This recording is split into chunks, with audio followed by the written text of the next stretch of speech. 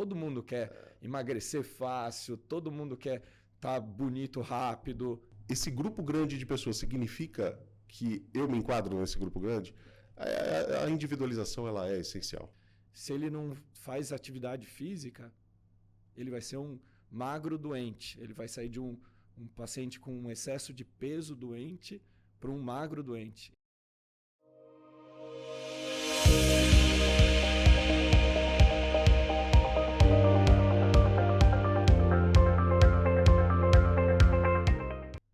Bem-vindo a mais um episódio do Laudo Bom da Vida, o nosso podcast de informações em medicina de precisão, tecnologia, trazendo tudo o que há de mais recente no mercado da saúde. Hoje recebendo aqui médico, especialista em saúde intestinal, cirurgia, nosso amigo, Dr. Murilo Fávaro. Obrigado pela presença, obrigado por ter aceitado o nosso convite. Muito obrigado, Gustavo, pelo convite. Eu agradeço muito esse convite de participar desse podcast do Laudo Bom da Vida. Eu sou cirurgião geral de formação, com ênfase em cirurgia do aparelho digestivo e cirurgias minimamente invasivas.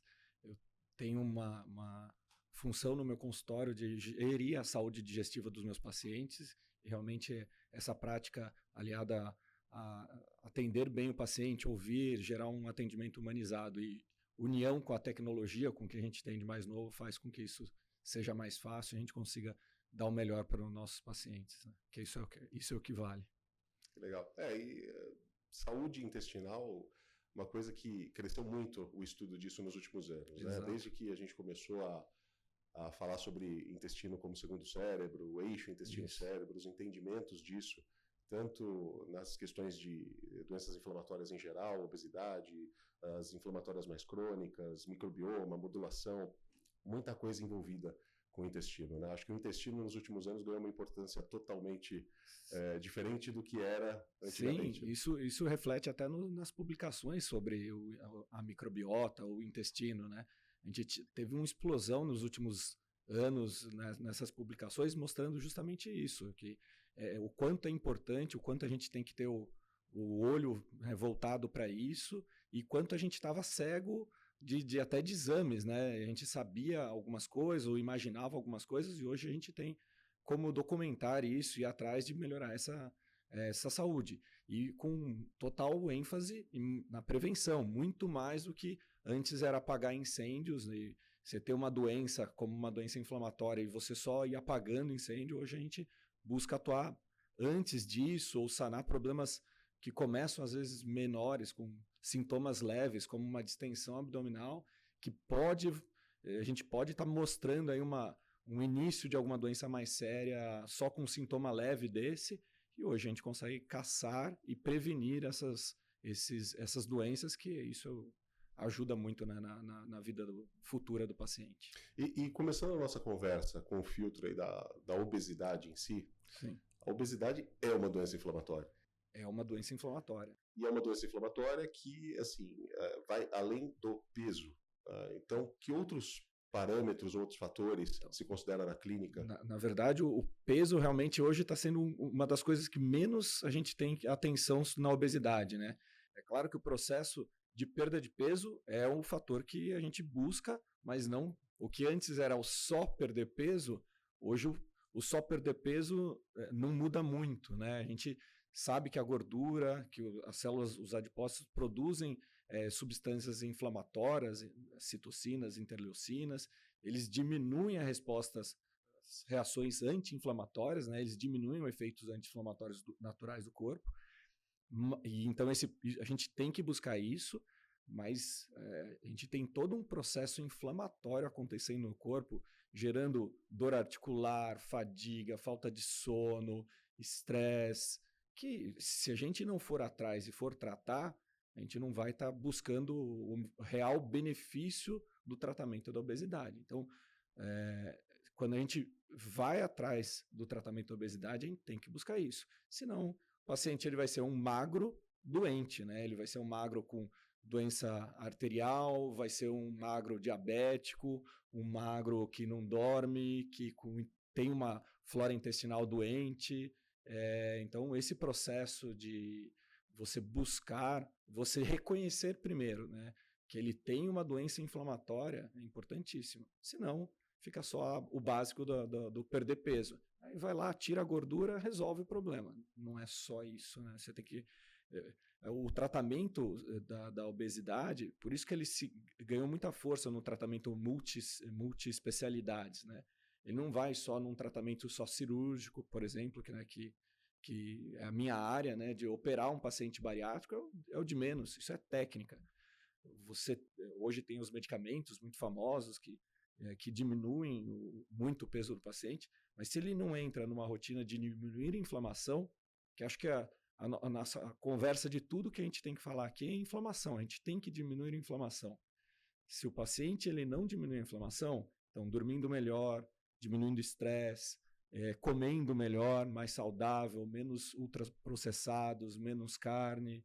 Se ele não faz atividade física, ele vai ser um magro doente. Ele vai sair de um paciente com um excesso de peso doente para um magro doente. E isso não é o que a gente busca, né? A gente busca uma saúde no nosso paciente. Isso vai muito de encontro. Tem um teste que nós oferecemos aqui na Testify, que é o teste de glicômica, né? Que são análises dos glicanos. E os glicanos são açúcares, né? Que estão, nós medimos açúcares que estão fixados nas extremidades das imunoglobulinas G, nos anticorpos. Né? E ao longo do tempo, esses açúcares eles vão se diminuindo e é um dos fatores de caracterização da inflamação crônica. Sim. E tudo que eu ouvi você falar agora vai de encontro com isso, porque, por exemplo, essa redução em inflamação crônica, ela pode ser revertida através da melhor alimentação, do manejo do estresse, do manejo do sono, do manejo do peso, né, da atividade física. E aí, por outro lado, essa atividade física, se ela também é exacerbada e vira um overtraining, né, o excesso de atividade física, ele também impacta na redução desses açúcares e também impacta numa maior inflamação crônica. Então, um conjunto todo de informações que a gente hoje consegue medir. E o legal também é que ele mede e calcula o que é uma idade biológica, que é diferente da idade cronológica. E trazendo aqui para dentro do nosso contexto, que é da obesidade, o interessante é que quando eu montei as aulas, quando eu montei o conteúdo para esse teste, um dos estudos dos artigos que eu li, ele trouxe exatamente a redução da idade biológica de um paciente pós-bariátrico, impressionantes 37 anos. Então, para a idade cronológica que esse paciente tem, ele estava extremamente envelhecido, biologicamente, e pós-redução do peso, ele teve uma redução que não reduziu só para a idade biológica dele, mas reduziu ainda mais. Ou seja, além de se tornar mais saudável, se tornou mais jovem. Então, isso são informações, né? Esses novos testes dão informação para a gente que a gente tem que usar, né? Não tem como um paciente hoje a gente ficar estimando ele se ele não está... Ele pode não ter, às vezes, nenhum sintoma, mas ele pode estar vivendo um ciclo de inflamação que vai gerar um problema. O obeso a gente sabe, né? Aquela história de saber que o paciente em excesso de peso ele está saudável porque ele tem um hemograma normal, né? Totalmente falsa, né? E por mais que ele está numa qualidade de vida que às vezes naquele momento está ótima, ele vai ter consequência no futuro. Você às vezes mostrar para o paciente, porque ele pode se sentir bem, né? Naquele momento ele pode estar com 40 anos, num excesso de peso e está se sentindo ótimo. Se você tem, por exemplo, um exame desse, porque ele pode ter uma resistência a um tratamento, falar, não vou perder peso, por que eu vou buscar uma mudança da minha vida se eu estou bem? Se você mostra um exame desse, você consegue até um engajamento do paciente, né? De falar, olha, não, você está gerando problema, sua cronológica está de 40 e você está aqui num teste desse mostrando que você tem 50, 60, quando era para estar. Eu quero que não seja nem 40, eu quero que seja 30, eu quero que seja 20. E a gente consegue buscar isso, né, numa medicina muito mais preventiva. Isso extrapola para qualquer outro problema, né? Às vezes um paciente sem nada, só que super estressado, um empresário, trabalhando, não dormindo mal. Esse é um dos exames que ajuda a gente nortear até um tratamento e gerar engajamento do paciente. Porque o paciente que está com o jogo ganho, fala, por que eu vou mudar? E ele acha, às vezes, que está no jogo ganho. Esses exames ajudam a não. E o contrário, além disso, ele ajuda a você medir o resultado, né? Ou quanto você consegue o paciente junto com você de, ele está perdendo peso, estou me sentindo bem. Só que baixou 37 anos. Que paciente não vai ficar feliz em ter um resultado desse? Ele vai fazer ainda mais a dieta, vai fazer ainda mais o exercício. A lealdade, a fidelidade ao profissional, porque vê a coisa acontecendo, e ter um antes e depois, né? Sim. Que é não só por um achismo, ou só por sensações ou sentimentos, né? Mas de fato, escrito num laudo que vai te mostrar a evolução ao longo do tempo. E antes era a balança, né? O paciente antes da perda de peso era o quê? Era a balança. Às vezes olhava, ainda... quando muito fita métrica.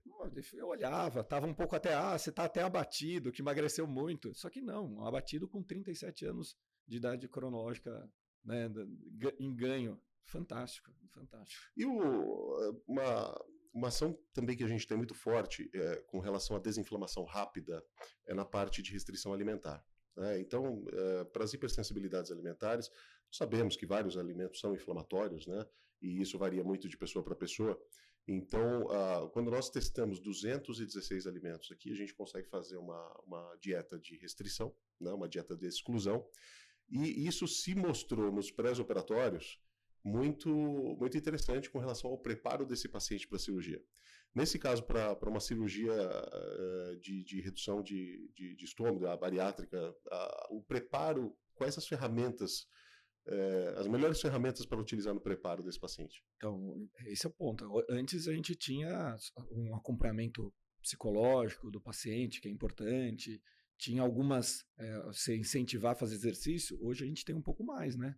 Com esses exames, a gente consegue planejar uma dieta muito mais específica. Porque a gente sabe se esse paciente tiver essa dieta, ele já vai ter uma alteração intestinal, né? Que vai ser programada para ele perder peso. Então, dependendo da técnica, ou ele vai reduzir só o estômago, ou ele vai reduzir o estômago e vai ainda fazer um curto-circuito no intestino, que é excelente para uma perda de peso.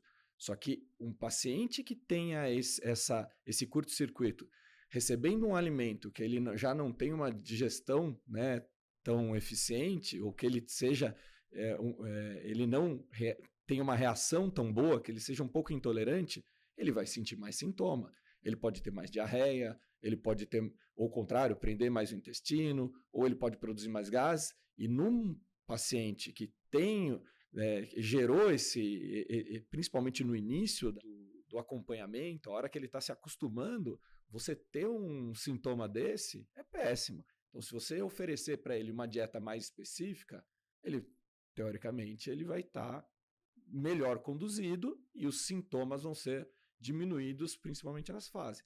Claro que uma fase inicial da bariátrica, ele tem uma dieta super restritiva, de mais líquido, depois passa... ele tem características que são bem restritivas no início, né? Mas isso segue. O paciente, ele evolui até 1 ano da cirurgia, ele está tendo um processo de adaptação, ele está perdendo peso. Então, se você gera menores sintomas para esse paciente, dando alimentos que são mais confortáveis, né? Que ele tenha uma digestão melhor, e ele se sente melhor, o processo fica mais fácil. Esse é um dos pontos, oferecer uma dieta mais adaptável, né? E isso a nutricionista que vai estar junto vai direcionar, tem num exame desse um cardápio mais selecionado. Mas a gente tem mais, tem parte de microbioma, que aí com isso o paciente vai ter mais absorção de vitamina. Se eu tenho uma flora, né, uma desbiose, né, uma alteração na flora do paciente, porque ou eu tenho uma variação baixa de bactérias, né, de leveduras, ou eu tenho elas ou em baixa quantidade ou baixa variabilidade, ou baixa quantidade, ou eu tenho bactérias ruins nesse intestino, se eu não trato isso, o paciente vai absorver menos vitamina, e a gente sabe que se ele já tem esse curto-circuito intestinal, ele vai absorver menos B12, vitamina D, como um todo, ele vai ter uma absorção pior. E aí vai gerar problema. Ele vai estar aquele magro não saudável, né? Ele vai ter esse déficit, vai gerar problema no futuro. Ou seja, não só uma questão de pré, né, mas a questão de pós. O quanto que uma cirurgia de redução de peso ela impacta na microbiota?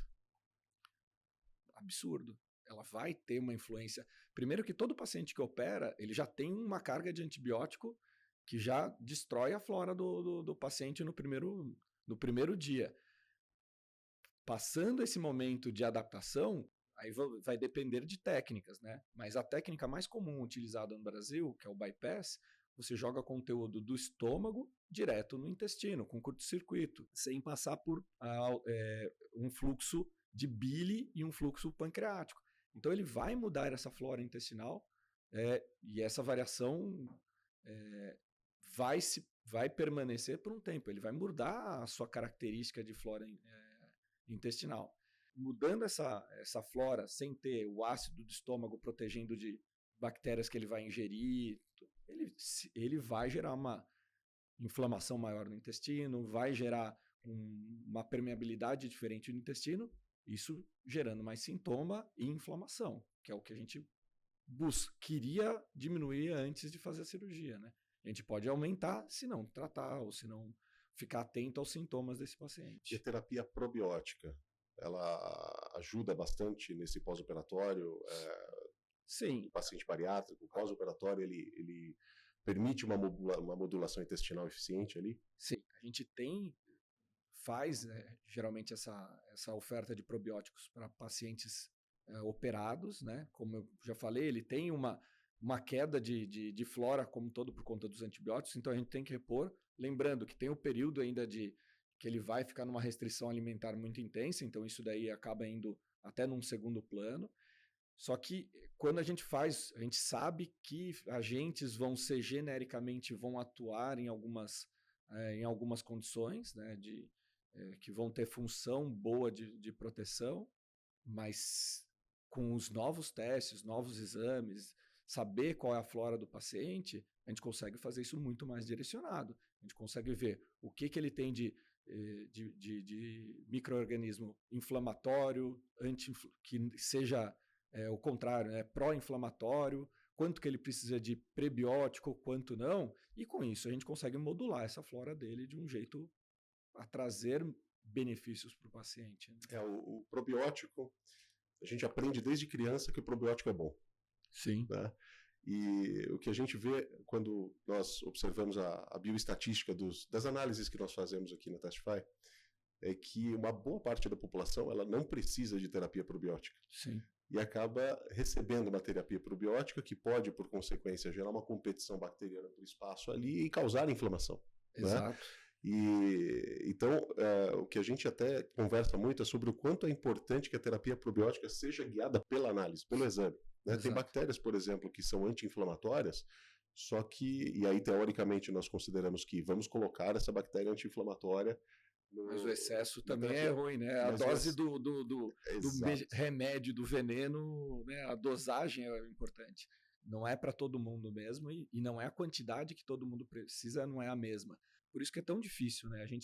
Você modular probióticos, isso ainda... Vocês estão na vanguarda desses exames e isso tende a evoluir muito.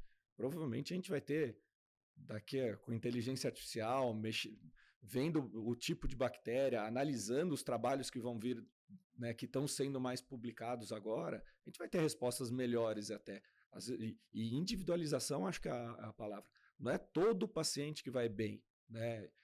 É óbvio que o paciente que tomou antibiótico, ele vai precisar, às vezes, ter um empurrãozinho inicial, e aí todo paciente pós-operado nosso, ele precisa, às vezes, desse empurrão. Se a gente tem que continuar com essa terapia ou não, o direcionamento é importante, a individualização é importante. Você falou, não é todo mundo que tem um problema. Né? E não é todo mundo que tem o problema também vai se dar bem com exatamente o mesmo produto, né? O mesmo probiótico. Então, saber dosar isso, né? E ter a ferramenta que hoje a gente tem, que a gente consegue dosar, ver o que tem de problema e direcionar tratamento, não tem como você pensar que isso não é melhor do que dar um probiótico aleatório, que, como alguns fazem, usam uma receita padrão de probiótico e passa. Isso funciona. Né? Um quadro de diarreia aguda, um quadro... como eu falei, eu sou muito... A gente tem que controlar muito o uso de antibiótico, né? Então, como eu cuido da saúde intestinal, eu sempre tenho que ter esse cuidado de ajudar nessa reposição. Mas a gente não vai sair dando para todo mundo e não é o que a gente dá para todo mundo que vai funcionar. Não tem uma chave para uma fechadura. A gente tem que individualizar. E sem esses exames, a gente não consegue fazer a individualização necessária. E mudando de assunto, mas não mudando tanto assim, nós temos uma abordagem muito forte com relação à saúde da mulher, né? E dentro da saúde da mulher, a gente entra no assunto do câncer de colo de útero, e aí a probiótico-terapia, ela se mostra como uma ferramenta excelente na redução e manutenção desse pH, no caso da mulher, o pH vaginal, para que a gente consiga impedir a replicação do HPV, por exemplo, né? Então nós testamos o HPV, naquela mulher positiva para HPV, nós conseguimos trabalhar uma modulação, né, para que reduza essa replicação viral. E aí, voltando mais diretamente para o nosso assunto, isso também tem impacto, a modulação na prevenção do câncer coloretal? A gente sabe que o câncer coloretal tem alguns fatores que vão influenciar no aparecimento, né? A inflamação dentro do intestino, né, do que está dentro do intestino, é o grande causador de duplicidade celular e alteração da genética da célula, que vai gerar o câncer. Então, são vários fatores que vão influenciar nisso. A obesidade é porque ela é pró-inflamatória. A gente sabe que o paciente obeso tem mais chance de ter câncer coloretal. Um paciente que tem uma flora que é pró-inflamatória também vai ser. Se ele tiver uma flora que não tem micro-organismos que diminuem a inflamação, ele vai ter mais chance, né? Não é que ele vai ter câncer, mas vai ter mais chance de ter câncer. Se ele tiver uma dieta com menos fibra, uma dieta mais ultraprocessada, com mais carne, a inflamação é o grande vilã do problema, né? Se ele tiver mais inflamação, a gente sabe que ele vai ter alteração celular e ele pode ter os famosos pólipos, né, que são, os pólipos são os vilões no intestino, né, não são todos que vão predispor a câncer, mas a maioria deles pode se diferenciar num câncer. E aí entra a prevenção primária dessa, né, não deixar acontecer, deixando uma flora mais saudável, ele tendo atitudes de vida mais saudáveis, e aí, na etapa disso falhar, e que isso tem um componente genético também que vai estar associado, aí a colonoscopia consegue ainda ter uma prevenção já com o pólipo estabelecido de tirar esse pólipo e aí diminuindo a chance do paciente ter câncer coloretal. Mas a prevenção vem antes da colonoscopia, né? Se você ter hábitos saudáveis, você vai prevenir isso de acontecer. Aí entra aquela famosa polêmica da genética, né? Como modular a genética, e a gente sempre considera e menciona que a genética não se modula, o que se modula é a expressão, né? Que é a epigenética. Então essa expressão ela é totalmente modulável em cima de hábitos. Conhecer através da testagem os riscos, e em cima desses riscos já trabalhar a prevenção efetiva bem antes para que eles jamais aconteçam.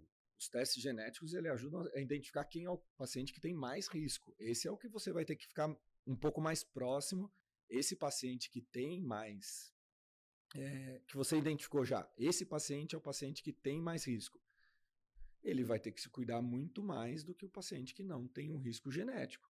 Os dois podem ter câncer ou os dois podem não ter câncer, mas esse paciente você tem que estar um pouco mais próximo.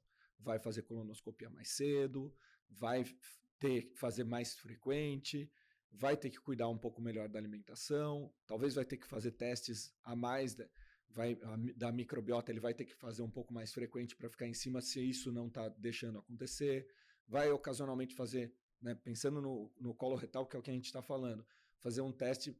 Hoje a gente tem o teste de calprotectina fecal, que ele mede inflamação intestinal. Se você tem um exame desse negativo, ele tem uma taxa de variação, ele dá um número, ele não dá só sim e não, né? Então ele consegue ver se você está inflamado ou não, e com isso, o paciente que não está inflamado, eu estou mais tranquilo, eu posso deixar às vezes correr um pouco do acompanhamento, ou saber se ele está fazendo tudo certo. A partir do momento que ele está inflamado, aí sim, esse paciente você tem que trazer para perto e aí acompanhar mais. É um exame simples, né? Um exame de fezes. Exame simples. Uma medida, não é igual nem os exames de fazer para ver se tem parasita ou não, é um exame super simples, que hoje a gente tem, né? você vai falar melhor que eu de preço, mas é um exame barato. Super acessível. Super acessível. A gente falava em testes genéticos, porque o teste do microbioma intestinal, ele também é um teste genético, né? Só não é um teste genético nosso, é um teste genético da bactéria. E selecionamos ali uma porção das bactérias para saber a proporcionalidade delas. É assim que funciona. E a sugestão do teste pela disbiose, um aumento de permeabilidade, ela pode ser confirmada, por exemplo, por zonulina. Sim. Então, usa-se o teste de zonulina para confirmar a permeabilidade, usa a calprotectina fecal para confirmar a inflamação. Aí vem ainda a elastase pancreática, a lactoferrina. Então, um conjunto de testes, né, que hoje são muito mais acessíveis e que trazem para a gente uma oportunidade de modulação da forma correta. E, principalmente, né, ter impactos pós-terapia no menor prazo possível, para que isso também seja percebido rapidamente. Eu não quero fazer uma modulação intestinal que vai ficar pronta daqui 2 anos, 3 anos de tratamento, né? Mas o que eu quero é sentir alguma diferença no meu corpo a partir do momento que eu tomo a primeira dose. Então, e por isso que é interessante estar aqui, né? Porque são exames novos, né? São exames que a prática ainda é pouco realizada. A gente está aqui em São Paulo, tem uma frequência maior, talvez, de disponibilidade disso, mas ainda é pouco utilizado. Às vezes os convênios não entendem, né?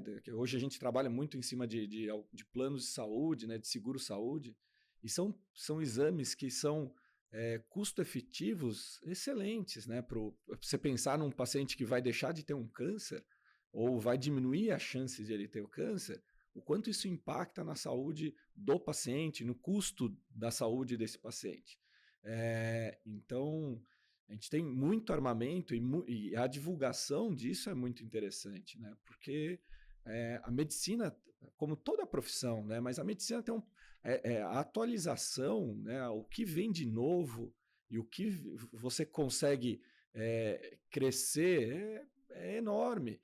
A gente não tem, acho que ninguém que termina uma residência depois de 10 anos está fazendo a mesma medicina, né? Você muda, tem que mudar, né? É importante mudar. Esses testes, quando eu fiz a minha formação básica, a gente nem imaginava ter isso. E a gente vai indo atrás, vai procurando até parceiros, congressos, trabalhos científicos, e a gente vai ter um crescimento exponencial desses trabalhos absurdo, porque esses testes são relativamente novos para publicação, né? A gente sabe que para um livro de medicina sair, é um trabalho aí de 10 anos aí de publicação. Então, daqui para frente, as coisas aumentam e vão aumentar exponenciais. Isso só reflete em benefício para a saúde do paciente. Muita publicação nova saindo, né? E, vão surgindo as meta-análises e essas meta-análises elas vão subsidiando as novas literaturas, né? Sim, sim. Mas eu imagino que até a gente ainda está um pouquinho longe do momento em que a medicina de precisão vai entrar na graduação. Ainda eu acho que a gente está um pouquinho longe disso. Por conta disso, né? Porque os livros básicos demoram, né? Essa literatura. Eu me formei estudando basicamente em livros, né? A gente tinha. Aí vai denunciar muita idade, mas meu cabelo branco já denuncia. Mas a gente buscava literatura científica em biblioteca, né? A gente não tinha isso na internet. É claro que a divulgação hoje é muito maior, a gente tem que ter um belo filtro do que é testes bons, testes ruins, e por isso que a gente está aqui, né, conversando, mas tem que atualizar. E às vezes, para chegar na graduação, tem uma certa resistência por conta disso, do texto básico. Mas podcasts, trabalhos científicos mesmos, ajudam essa educação continuada. Né? Isso traz interesse para a pessoa ler, para a pessoa buscar essa informação.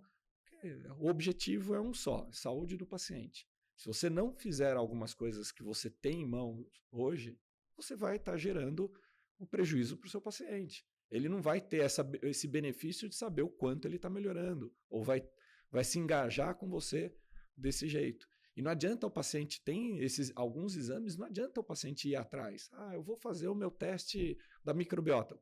O que ele vai fazer, né? Não é um exame... Ele é dependente do profissional. Sim. Né? Existe uma frustração do paciente quando ele faz o teste, recebe o resultado e aquele resultado não significa nada para ele. Sim. Né? E aí também vem o risco dele levar um profissional que não está habituado. Sim, que infelizmente ainda tem muita. Exato. Então vira uma frustração ao quadrado ali. Né? Então é uma preocupação que a gente tem através do Laudo Bom da Vida e até produzir via a Testify Academy conteúdos mais aprofundados para levar o maior número de informações possível, Sim. porque muita coisa está acontecendo. Né? Muita coisa. Nós temos, talvez, puxando um gancho até para um outro assunto, talvez a gente viva a geração com os maiores problemas de saúde mental.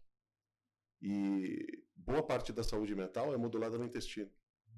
Muito. E melhorando o intestino, você vai melhorar isso. Se reequilibra parte hormonal, se reequilibra.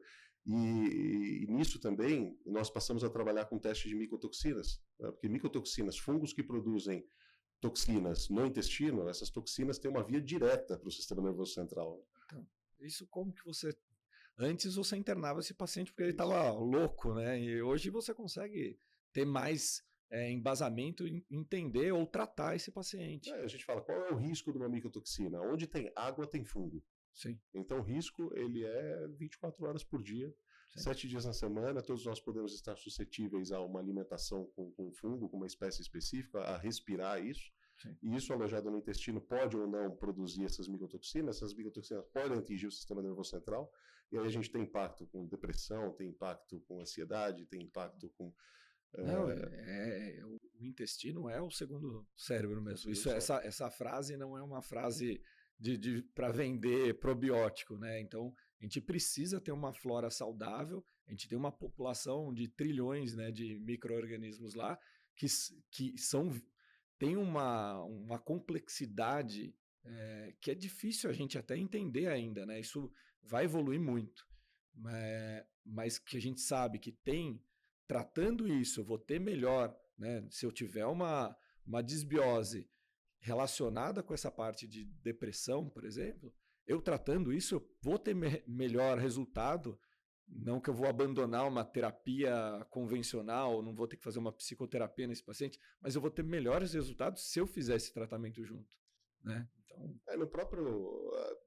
Na própria bariátrica, o acompanhamento obrigatório. É obrigatório. Obrigatório. Né? Tanto pré quanto pós. Né? E o quanto fica mais fácil ter meu trabalho demais desse parceiro, muito a partir de um paciente que esteja com o intestino bem modulado. Para o bariátrico ficou bem estabelecido isso, que precisa de uma visão multi, né? Mas isso, na verdade, é para todo paciente, né? Todo paciente deveria ter um acompanhamento psicológico, um acompanhamento nutricional, um acompanhamento esportivo, um acompanhamento clínico. Todo paciente, né? Isso, o bariátrico, porque ele está muito para o outro ponto, né? Ele está doente, esse excesso de peso gerou uma doença, então ele precisa mais, isso já está bem estabelecido. Mas, teoricamente, todo paciente. Mesmo... E todo paciente, digo, qualquer pessoa, mesmo sem sintoma, ele precisa disso também. Ele precisa de um educador físico, ele precisa de um psicólogo, ele precisa de um nutricionista. Se ele tiver isso, talvez ele não chegue nesse ponto, né? Não só a obesidade, mas das outras doenças também. E a gente não precisa... Eu falo muito isso para os meus pacientes. Eu não quero ficar apagando incêndio. E a gente apaga muito. A medicina clássica, né? A medicina de anos, sempre foi uma medicina de apagar incêndio, tratar doença. E a gente tem que viver e a gente está vivendo mudanças, né? De a gente começar a tratar sintomas iniciais e depois, ao contrário, a gente tem que, evoluir, né? A gente chegar ao ponto de, não, eu não tenho nada de sintoma, eu não tenho nenhum sintoma, mas eu vou buscar para não ter zero inflamação intestinal, ter uma flora correta, hábitos saudáveis, idade cronológica batendo ou a minha idade de degradação menor do que a cronológica. Isso é lindo. Esse paciente não tem como ter uma vida pior, ele vai ter uma vida muito melhor. Né? E na tua visão, qual o caminho para levar essa informação da medicina de precisão para o paciente? Fazer o que a gente faz bem feito, conversar com o paciente, a parte humana, né? Que hoje a gente tem divulgações de várias formas, mas você sentar com o seu paciente, ele ter a confiança em você, né? Ter um profissional que ele confia e que não está vendendo alguma coisa irreal ou soluções mágicas, porque é difícil, não é fácil também. A gente não tá, eu não vou vender um comprimido mágico para o paciente para ele, olha, você com isso vai ficar melhor. Eu não estou vendendo, estou vendendo um pouco de dificuldade. Ele vai ter que se regrar na alimentação, ele vai ter que estar mentalmente mais saudável, né? Ele vai ter que fazer exercício físico praticamente todo dia. E isso exige um esforço. A gente está num mundo de soluções rápidas e fáceis, né? Todo mundo quer emagrecer fácil, todo mundo quer estar bonito rápido, só que isso tem um custo, tem uma dificuldade. Então a gente não é uma solução fácil. Então o paciente ele tem que ter muita confiança que realmente isso precisa acontecer, né? Algumas coisas num passado bastante recente funcionavam a partir de tentativa e erro, né? Sim. Ajuste de dieta, por exemplo, funcionava na tentativa e erro. Então, o paciente ele não tem a paciência para esperar isso. E é o que falou. A gente busca um resultado rápido. Mais rápido, né? Teve tantas situações aqui, tantas informações que a gente pega de parceiros nossos, sejam profissionais médicos, nutricionistas, principalmente falando sobre o paciente ter um impacto, de perceber uma mudança na saúde já nas primeiras semanas. Isso faz com que a fidelidade ao profissional aumente e principalmente a adesão ao tratamento. Sim. Porque dieta e exercício ninguém quer fazer. Ninguém quer fazer. Na maioria das vezes não quer fazer porque eu estou fazendo dieta 2 semanas e não mudou nada na balança. Sim. Mas não é para mudar nesse tempo. Agora, às vezes, o simples fato de desinflamar esse paciente, independente da dieta inicial, mas desinflamar, já produz uma alteração de peso de balança. Sim. Né? A gente teve casos aqui de nutricionistas, por exemplo, que elas próprias fizeram a dieta de exclusão e reduziram 4 quilos de peso nas primeiras porque diminui a inflamação. Semanas. Diminui a inflamação. Percebe uma mudança na fisionomia, porque vai eliminando aquela água retida. Sim. Né? Aí sempre o próximo passo, aí vem a parte da modulação intestinal, aí vem o próximo passo, vem uma genética. E genética, esse exame tem um custo mais elevado. Ele é acessível e é um exame que se faz uma vez na vida. Sim. Né? Porque a genética não vai mudar, né? Então, assim, se conhecer, né, é a nossa hashtag do coração aqui, que é o autoconhecimento. Né? Sim. Se conhecer faz com que a gente consiga tomar decisões mais eficientes com relação ao cuidado da saúde. Sim. Né? E medicina de precisão muito forte nessa questão. Né? Em todos os modelos, nosso foco é laboratorial e buscar o maior número de ferramentas possível para deixar isso mais disponível possível. E a evolução disso, a gente só imagina, né, o que vai ter de influência disso. Você conseguir saber geneticamente se a pessoa vai aceitar tal tratamento, não vai aceitar tal, se eu vou conseguir modificar alguma coisa da genética desse paciente para ele não ter o problema no futuro. A gente sabe que tem várias condições genéticas que vão deixar o paciente engordar mais fácil, ou que ele vai inflamar mais fácil, ou que ele vai ter câncer mais fácil. Saber isso já dá muita dica do que fazer. Saber se tal remédio vai funcionar melhor. Está começando a ter já alguns casos, né, de alguns exemplos, né, nessas terapias, que você consegue saber se esse paciente vai ter melhor aceitação a tal remédio ou tal, vai ser eficiente, o quanto a gente espera nisso.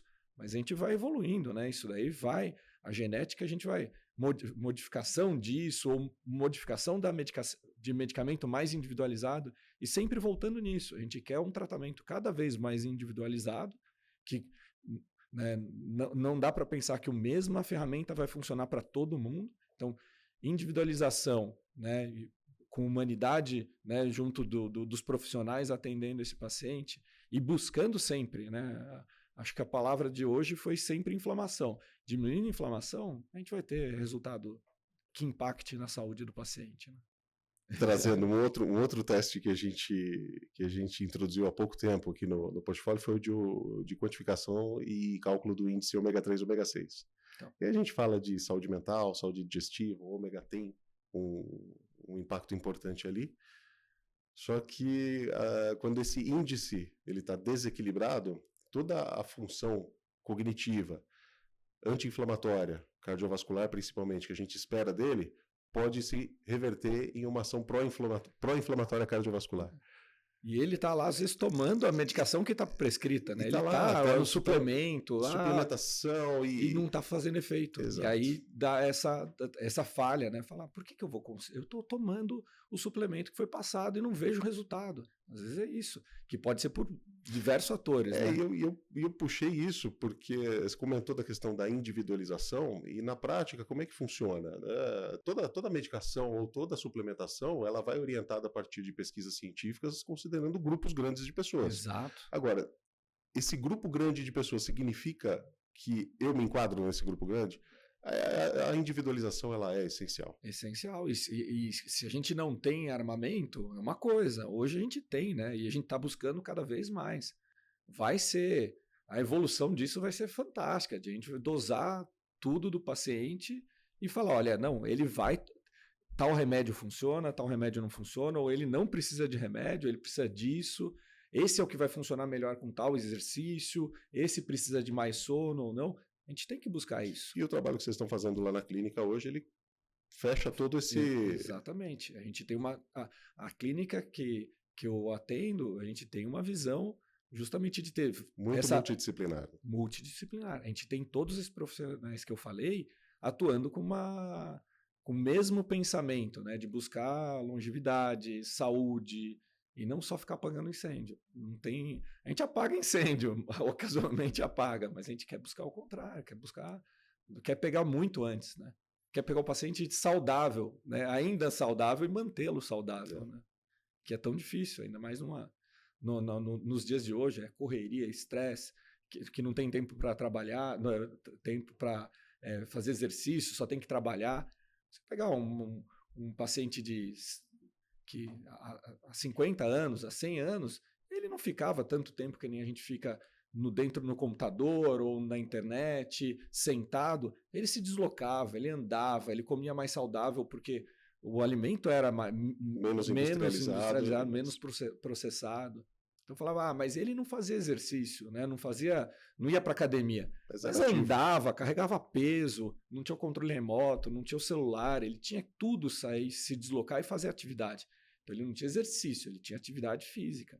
A gente não tem, a gente vive numa sociedade que se você não fizer, né, atividade física ou buscar uma alimentação fora do padrão, né? A gente está aqui em São Paulo, é tudo rápido, é comer rápido, fast food. A gente tem um exemplo dos Estados Unidos, o quanto deu errado, né?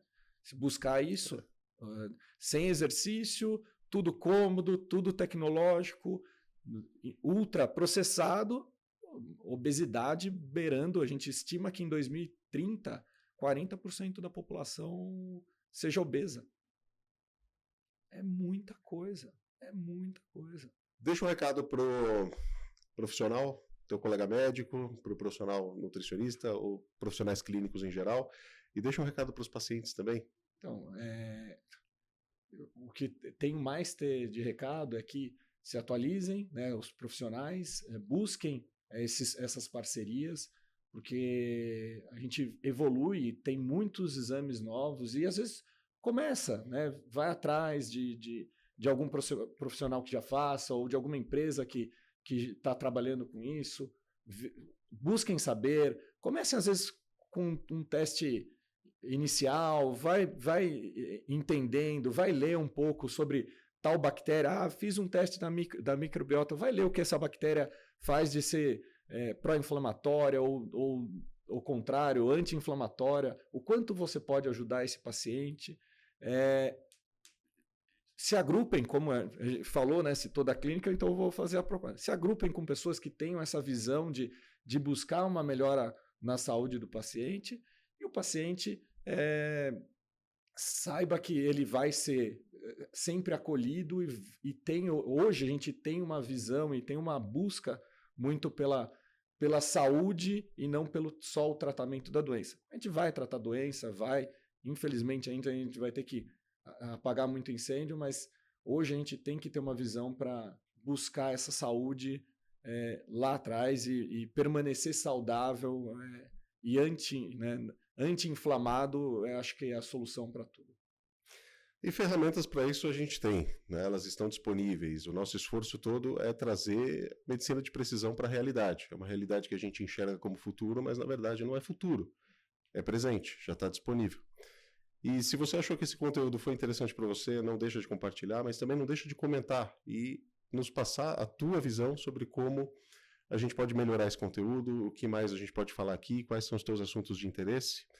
Se você é profissional, compartilha com colegas. Se você é paciente, interessado nesse assunto, fala com a gente, mantenha uma comunicação ativa aqui, que a gente vai melhorando a cada dia mais. Muito obrigado, até a próxima.